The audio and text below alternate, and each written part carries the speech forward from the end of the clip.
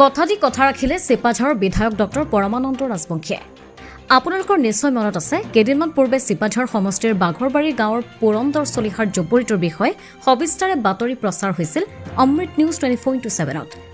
বাতৰি সম্প্ৰচাৰৰ পিছতেই প্ৰতিক্ৰিয়া প্ৰকাশ কৰিছিল পুৰন্দৰ চলিহাৰ সহপাঠী চিপাঝাৰৰ বিধায়ক পৰমানন্দ ৰাজবংশীয়ে। কথা দিছিল সহপাঠী পুৰন্দৰ চলিহাক বাসগৃহতে নিৰ্মাণ কৰি দিয়াৰ। অৱশেষত সকলোৰে দৃষ্টি আকৰ্ষণ কৰা পুৰন্দৰ চলিহাৰ গৃহটি থকাৰ উপযোগী কৰি গঢ়ি তোলাৰ লগতে বন্ধুত্বৰ প্ৰতিদান দিলে বিধায়ক ডক্টৰ পৰমানন্দ ৰাজবংশীয়ে। বাসগৃহটি নিৰ্মাণ কৰি দিয়াৰ উপৰি চৰকাৰী পকী গৃহৰ লগতে সকলো আঁচনিত অন্তৰ্ভুক্ত কৰিব সহপাঠী পুৰন্দৰ চলিহাক বিধায়ক পৰমানন্দ ৰাজবংশীয়ে। এই জুপুৰিটো পুনৰ নিৰ্মাণৰ বাবে বিধায়ক ডক্টৰ পৰমানন্দ ৰাজবংশী আৰু দৰং জিলা যুৱ মৰ্চা তৎপৰ হৈ দৰং জিলা বিজেপি যুৱ মৰ্চাৰ কৰ্মকৰ্তাই ঘৰটি নিৰ্মাণত হাতে কামে সহযোগ কৰাত পুৰন্দৰ চলিহাই কৃতজ্ঞতা জ্ঞাপন কৰে। অৱশ্যে চৰকাৰী আঁচনিত 2019 চনত এটি আৱাসগৃহ লাভ কৰিছিল যদিও কাৰিকৰী সমস্যাৰ বাবে সম্পূৰ্ণ নহল বুলি উল্লেখ কৰে বিধায়ক ৰাজবংশীয়ে। পুৰন্দৰ চলিহা আপোনাৰ শৈশৱৰ বন্ধু আৰু সহপাঠী আছিল আৰু এতিয়া আপুনি এতিয়া গৃহ নিৰ্মাণ কৰি দিলে আচলতে প্ৰথম তেখেতক দেখি বহু বছৰৰ মূৰত যিটো অৱস্থা সেই অৱস্থাৰ বাবেই আমি সিদ্ধান্ত ল'লোঁ যে আমি তেওঁক এটা ঘৰ আমি অস্থায়ীভাৱে নিৰ্মাণ কৰি দিম আৰু লগে লগে এটা চৰকাৰী ঘৰ আমি দিম।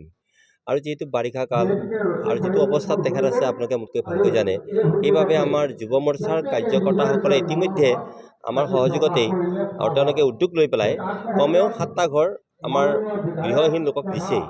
গতিকে এইবাৰ তেখেতসকলে মোক ক'লে যে আপুনি যিটো প্ৰতিশ্ৰুতি দিছে আমি সেই প্ৰতিশ্ৰুতি মতে আমি এই কামখিনি আমি আগবাঢ়োঁ আৰু সেই মৰ্মে কালি আপোনালোকৰ সন্মুখতেই আমি তেখেতক ঘৰ এটা নিৰ্মাণ কৰি দিলোঁ অস্থায়ীভাৱে আৰু আনুষংগিক যিখিনি সা সুবিধা লাগে আমাৰ বন্ধুসকলেও যোগান ধৰিব বুলি কৈছে। আমি আজিৰ এই দিনটোত আমি এটা কথা ক'ব খুজিছোঁ যে মানুহ হিচাপে থকাৰ কাৰণে যিখিনি অত্যাৱশ্যকীয় সামগ্ৰী সেইখিনি সামগ্ৰী আমি সকলোৱে দিয়াটো আমাৰ ভাৰতীয় পৰম্পৰা বুলি আমি বিশ্বাস কৰোঁ। গতিকে সেই মৰ্মেই আমি ৰাইজক অনুৰোধ কৰিছোঁ আৰু মই জানো যে তেওঁ কেতিয়াও নিজকে নিঃসংগ অনুভৱ নকৰে। সেইটো আমি কৰি দিম। আৰু পূৰ্বতে এটি ঘৰ পাইছিল তেখেতে, এই ঘৰটো কিবা ব্যৱস্থা কৰিব। আচলতে কি জানে যে গোটেই বিষয়টো হৈছে কি যে অলপ বেলেগ ধৰণৰ। তেওঁ মোক কৈছে যে ঘৰ মোক দিছে ঠিকেই, কিন্তু ঘৰটো দিয়াৰ ক্ষেত্ৰত তেওঁ যিখিনি বস্তু লাগে ডিপাৰ্টমেণ্টৰ পৰা বিভাগৰ পৰা সেইখিনি বস্তু দিবলৈ তেওঁ সমৰ্থ হ'ল।